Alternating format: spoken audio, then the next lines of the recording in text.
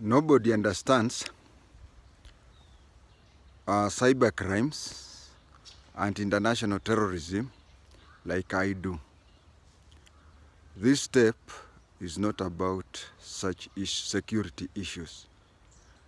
I am not talking anything about the inner core value of the intelligence.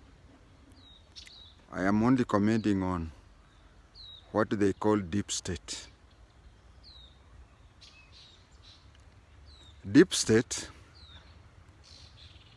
is like a lion, an old lion, very thin. It cannot hunt, so the Swahili say that such lions do eat grass. It is a toothless lion. During my time, when deep state was deep state, life was very entertaining. For somebody to believe that he'll come and say that it has been decided somewhere, and I've seen a few cases.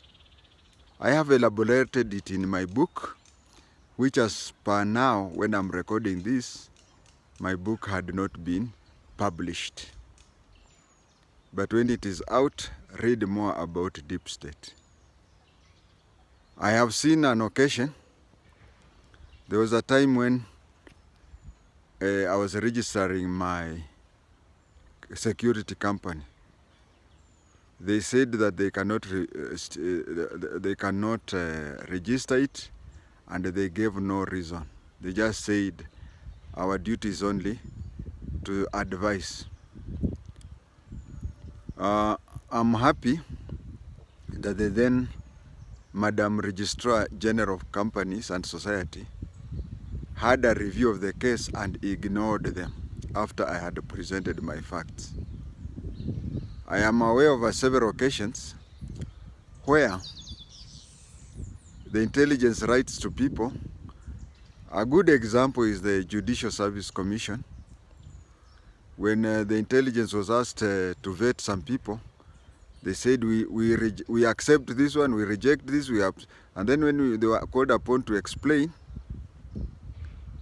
they said that their mandate ends at only one sentence, either writing that they recommend or they don't recommend.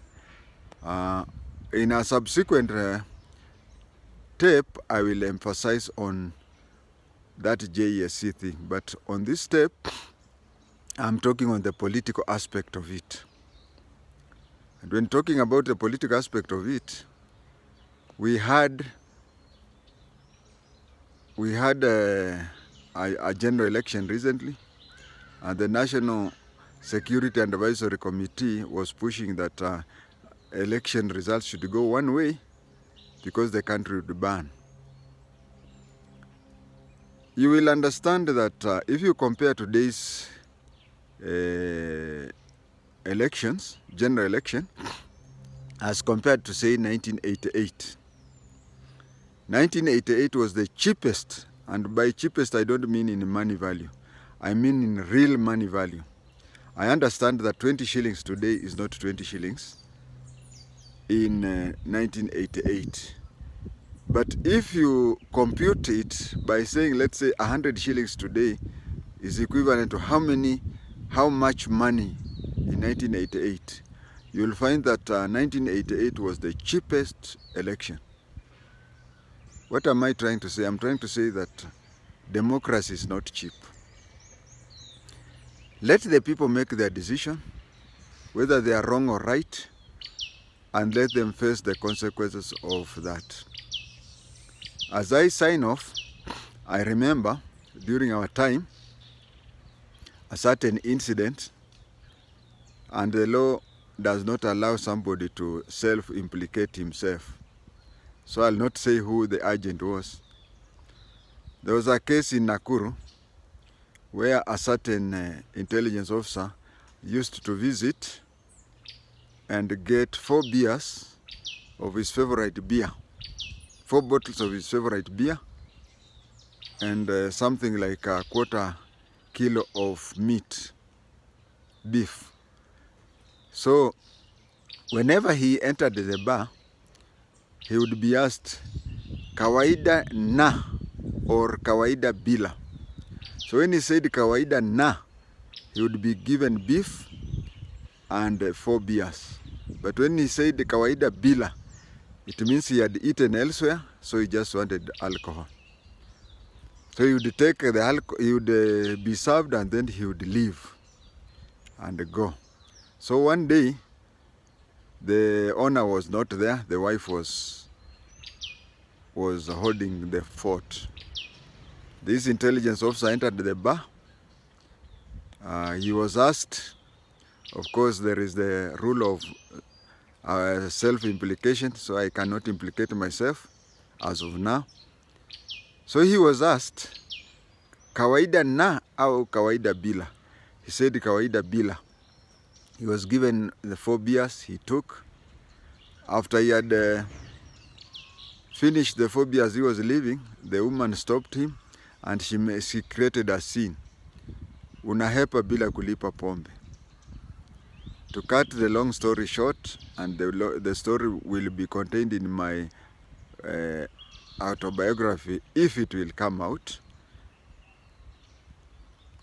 The lady, apart from getting hasara for the normal 4 beers, she had to produce something substantial to please this officer, because he was threatening that he would close the bar. And I can give a technical opinion that all that man needed to do was to go to the office, write a letter, because it was Nakuru, write to the district commissioner as the chairman of Liquor Licensing Board and say that the such and such a bar is a place where Mwakenya people meet. And the man would never get a license. So back to what I started, I said, and I will say, nowadays you do your work so long as it has nothing to do with terrorism or cybercrime. If anybody tells you that state security would do whatever, even in this election, if state security would have done its work properly, there would not even be a need of a runoff or anything. We used to do that. So the days of state security, as you have seen the lion here, is an old withered lion.